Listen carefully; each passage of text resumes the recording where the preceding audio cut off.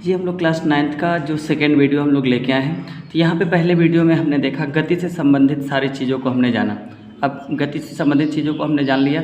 अब यहाँ पे दूसरा वीडियो जो हमारा है वो हम इस स्टार्ट होता है, ये राशि के बारे में हम पढ़ेंगे। तो राशि क्या होता है, राशियाँ कहते किसे हैं। तो इसमें देखिए राशि में हमारा पहला आएगा आपका क्या है कि भौतिक राशि। भौतिक राशि किसे कहते हैं, तो यहाँ पे क्या आपसे कहा जा रहा है कि वे राशियाँ जिसे मापा जा सकता है। क्या किया जा सकता है, मापा जा सकता है। वे राशि जिसे मापा जा सकता है उसे ही हम क्या कहते हैं, भौतिक राशि कहते हैं। इसे ही हम भौतिक राशि कहते हैं। ये भौतिक राशियाँ जो होती हैं इन्हें मुख्यतः दो भागों में बांटा गया, यानी दो प्रकार की होती हैं। पहला आपका क्या कहलाएगा, अदिश राशि। इसको इंग्लिश में कहा जाता है स्केलर क्वांटिटीज। Scalar quantities. यहाँ पे अदिश राशि का मतलब क्या होता है, अदिश राशि का अर्थ क्या होता है, इसको हम समझेंगे। तो अदिश राशि हम कहते किसे हैं कि वे भौतिक राशियाँ जिन्हें व्यक्त करने के लिए केवल परिमाण की आवश्यकता होती है, दिशा की आवश्यकता नहीं होती है। या फिर इसको हम एक तरह से और याद कर सकते हैं, अदिश। अदिश का अर्थ क्या है, अकेले। और अकेले ये बता किसको रहा है, ये परिमाण को बताता है। उसी प्रकार तो यहाँ पे कहा गया, इसकी परिभाषा क्या होगी, वे भौतिक राशियाँ जिन्हें व्यक्त करने के लिए केवल परिमाण की आवश्यकता होती है और दिशा की आवश्यकता नहीं होती है, उसे हम क्या कहते हैं, अदिश राशि कहते हैं। इसी प्रकार से हमारा सदिश राशि आएगा। तो इसके पहले वर्ड से हम याद कर रख सकते हैं सदिश। सदिश मतलब क्या कह सकते हैं, साथ साथ। और इसका यहाँ पे साथ साथ का अर्थ क्या है, साथ साथ कहते किसे हम, एक पहले साथ का मतलब क्या हो जाएगा, वो परिमाण को बताएगा। और दूसरा क्या कहेगा, दिशा। यानी वे भौतिक राशि जिन्हें व्यक्त करने के लिए हमें परिमाण के साथ साथ दिशा की भी आवश्यकता होती है, उसे ही हम क्या कहते हैं, सदिश राशि कहते हैं। अब देखिए, अब इसको हम लिखित रूप में देखेंगे दोनों राशि को। तो यहाँ पे आपको पहले सामने आपको क्या दिखाया जा रहा है, अदिश राशि को दिखाया गया।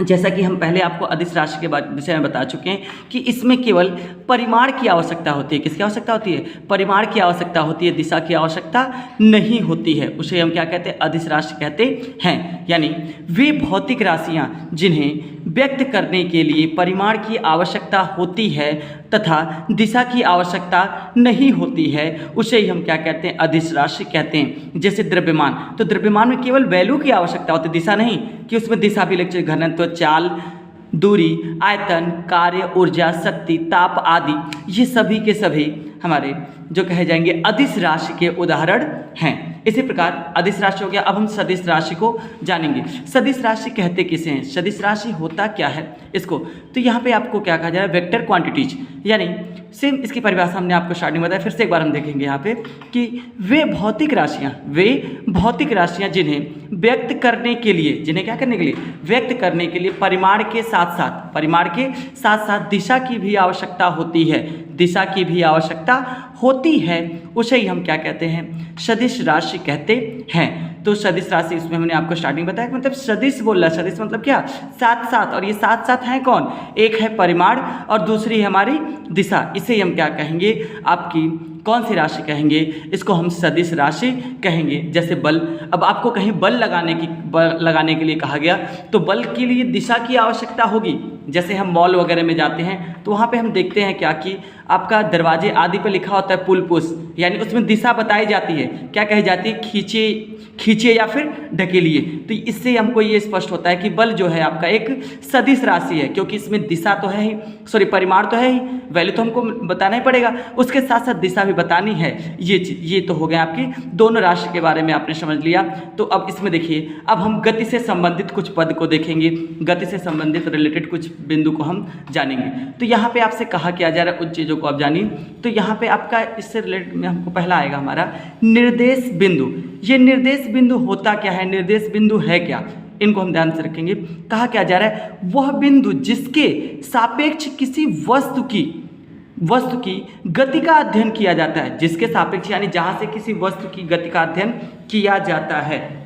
जैसे कि अब गति का अध्ययन, जैसे आप घर से अब स्कूल के लिए निकल रहे हो तो वहाँ पे प्रारंभिक चाल तो आपके घर से ही स्टार्ट हो जाएगी, यानी उसका अध्ययन हम क्या वहीं से स्टार्ट करेंगे। इसको हम किसी और रूप में भी समझ सकते हैं। जैसे कि यहाँ पे मैं आपको दिखा रहा हूँ कि जैसे यहाँ पे आपको एक्सिस अक्ष को दिखाया जा रहा है, तो यहाँ पे ध्यान रखिए, ये आपका हो गया एक्स अक्ष और ये हो गया वाई अक्ष। तो एक्स अक्ष जो आपका क्षैतिज यहाँ पे होता है, ये क्षैतिज होता है, ये ऊर्ध्वाधर होता है। तो ये क्या करता है, ये समय को बताने का काम करता है, ये समय बताता है। यहाँ पे ये जो वाई अक्ष है, दूरी, विस्थापन, दूरी हो गया, विस्थापन हो गया, त्वरण आदि को बताने का कार्य करता है। अब ये इस जिस बिंदु से ये चल रहा है, इस बिंदु से क्या हो रहा है, चल रहा है, यही बिंदु ही इसका क्या कहलाएगा, निर्देश बिंदु कहलाएगा।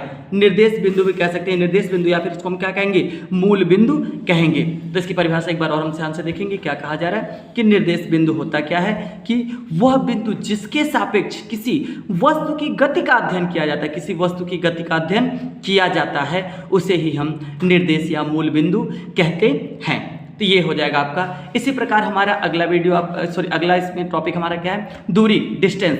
तो यहाँ पे देखिए किसी वस्तु का जबकि गतिशील वो होता है, गति के दौरान जितनी लंबाई वो चलता है, जितनी लंबाई वो क्या करता है, चलता है, वही उसका क्या कहलाता है, वही उसकी दूरी कहलाता है, उस वस्तु की चली गई दूरी कहलाती है। और आप जानते हैं दूरी एक अदिश राशि है, क्योंकि इसमें दिशा की आवश्यकता नहीं होती है और इसका मात्रक क्या होता है, मीटर होता है। तो अब इसकी परिभाषा को हम जानेंगे। क्या कहा जा रहा है यहाँ पे कि किसी गतिशील वस्तु द्वारा, किसी गतिशील वस्तु द्वारा किसी समय में, भाई यहाँ पे एक चीज़ ध्यान रखिएगा, आपको समय की आवश्यकता हो, यानी समय, भाई कहीं भी आप कुछ भी करेंगे तो उसमें समय आपको मिलेगा।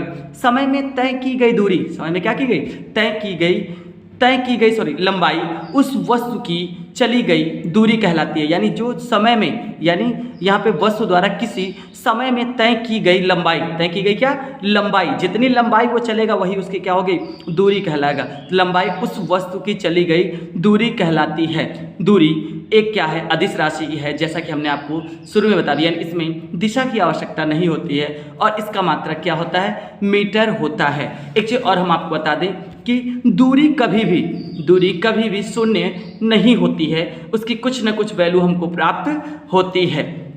इसी प्रकार अगला हमारा हेडिंग क्या होगा वो ध्यान रखिएगा। अगला जो टॉपिक हमारा है जिसको हम विस्थापन कहेंगे, जिसको इंग्लिश में आपका क्या कहते हैं, डिस्प्लेसमेंट कहते हैं। तो यहाँ पे विस्थापन है क्या, विस्थापन कहते किसे हैं, तो ये भी आपका दूरी से ही रिलेटेड है, लेकिन इसमें प्रारंभिक और अंतिम स्थिति की बात कही जाएगी, प्रारंभिक और अंतिम स्थिति की बात कही जाएगी। तो क्या कहा जा रहा है, किसी गतिशील वस्तु की प्रारंभिक एवं अंतिम स्थितियां, जैसे जब हम गतिशील होते हैं यानी हम चलना प्रारंभ करते हैं, कहीं निकलते हैं, तो जब हम अपनी गति को प्रारंभ करते हैं तो वही हमारी क्या प्रारंभिक स्थिति होती है, और जब वहां पहुंचना या फिर रुकने की स्थिति जब आती है तो वही हमारी क्या होती है, अंतिम स्थितियां होती हैं। वही प्रारंभिक और अंतिम स्थिति की बीच की न्यूनतम दूरी, यानी उसकी जो कम से कम जो दूरी होती है वही हमारी क्या कहलाती है, विस्थापन कहलाता है या फिर विस्थापन कहलाती है। इसकी परिभाषा ध्यान रखिए कि किसी गतिशील वस्तु की प्रारंभिक एवं अंतिम स्थितियों के बीच, प्रारंभिक यानी पहले और अंतिम यानी जब चलना स्टार्ट किया और रुकने की स्थितियों के बीच की न्यूनतम, यानी जो वो कम से कम दूरी वस्तु द्वारा, वही जो दूरी ग्रहण करता है, न्यूनतम दूरी वस्तु का विस्थापन कहलाती है। वस्तु का क्या कहलाती है, विस्थापन कहलाती है। विस्थापन एक सदिश राशि है। विस्थापन कौन सी राशि है, सदिश राशि है। इसका परिमाण ज्ञात करने के लिए, यानी अगर इसका हमको परिमाण ज्ञात करना है, मान ज्ञात करना है, मैग्नीट्यूड ज्ञात करना है, तो इसको इंग्लिश में मैग्नीट्यूड बोला जाता है। ज्ञात करने के लिए हमको दिशा की आवश्यकता होनी चाहिए, यानी दिशा का ज्ञान होना चाहिए। अगर हमको विस्थापन ज्ञात करना है तो दिशा, यानी विस्थापन में दिशा की आवश्यकता होगी। इस ध्यान रखिएगा, दिशा की आवश्यकता का ज्ञान होना आवश्यक है। इसका भी मात्रक मीटर ही होता है। इसका भी मात्रक क्या होता है, मीटर ही होता है। यानी ये हो गया आपका। तो यहाँ पे आपने दूरी भी समझ लिया और विस्थापन भी समझ लिया, विस्थापन के बारे में भी आपने जान लिया। अब देखिए अगला टॉपिक हम क्या जानेंगे, इसमें दूरी और विस्थापन में अंतर जानेंगे। दोनों में हम अंतर स्पष्ट करेंगे। यानी यहाँ पे हम कह सकते हैं कि यहाँ पे हमारा है क्या हेडिंग, दूरी तथा विस्थापन में अंतर। तो देखिए इसमें जो अंतर पहले बताएंगे, जो पहला अंतर हमारा होगा, तो जैसे कि दोनों को परिभाषा आपने देखा, डिफिनेशन आपने देखा, उसी के आधार पर पहला हमारा परिभाषा आएगा। तो इसमें क्या कहा जा रहा है इसको हम ध्यान से देखेंगे। तो देखिए इसमें आपसे क्या कहा जा रहा है कि दूरी में क्या कहा जा रहा है, किसी वस्तु द्वारा किसी समय अंतराल में तय किए गए, समय अंतराल में तय किए गए मार्ग की लंबाई, यानी जितनी लंबाई वो, भाई लंबाई देखिए परिभाषा के अनुसार ही है, लंबाई को उस वस्तु द्वारा चली गई दूरी कहते हैं। उस वस्तु द्वारा क्या कहते हैं, चली गई दूरी कहते हैं। और दूसरा ध्यान रखिए क्या कहा जा रहा है, विस्थापन वही प्रारंभिक और अंतिम तथा प्रारंभिक स्थितियों के बीच की न्यूनतम, प्रारंभिक एवं अंतिम या फिर अंतिम एवं प्रारंभिक, कुछ भी हम लिख सकते हैं, आगे पीछे लिख सकते हैं, उससे कोई दिक्कत नहीं है। अंतिम तथा प्रारंभिक स्थितियों के बीच की न्यूनतम दूरी को उस वस्तु का विस्थापन कहते हैं। ये पहला, दोनों परिभाषा के अनुसार अंतर हो जाएगा।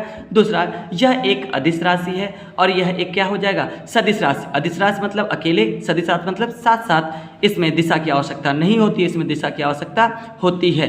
अगला हम क्या बताएंगे कि दूरी हमेशा विस्थापन से बड़ी या बराबर, यानी ध्यान रखिए हमने बताया कि दूरी जो होता है कभी भी शून्य नहीं होता है, यह विस्थापन से बड़ी भी हो सकती है या बराबर हो सकती है, विस्थापन से छोटी नहीं हो सकती है। अगला क्या कह रहा है, विस्थापन हमेशा दूरी से छोटा या बराबर होता है, यानी ये जो विस्थापन होता है यह दूरी से छोटा, तो एकदम दूरी से छोटा हो सकता है, बराबर हो सकता है, लेकिन दूरी से बड़ा नहीं हो सकता है। अगला क्या हो सकता है, इसका मान सदैव धनात्मक होता है, यानी यहाँ पे दूरी जो होती है सदैव धनात्मक होती है, लेकिन विस्थापन कभी भी धनात्मक मतलब धनात्मक, ऋणात्मक और शून्य तीनों हो सकता है। यानी यहाँ पे जो हमारा विस्थापन है ये धनात्मक, ऋणात्मक और शून्य तीनों हो सकता है। अब यहाँ पे चौथा पॉइंट देखेंगे, इसका एसआई मात्रक भी मीटर होता है और इसका ये एसआई मात्रक क्या होता है, मीटर होता है। इसी प्रकार आपका यहाँ पे हमने 5 अंतर देख लिए, और भी अंतर लिखे जा सकते हैं। ठीक, यहाँ पे आपको 5 अंतर बता दिए गए, इसको ध्यान में रखे रहिए आप लोग। इसका नेक्स्ट पार्ट आपको अगले वीडियो में प्राप्त होगा। धन्यवाद।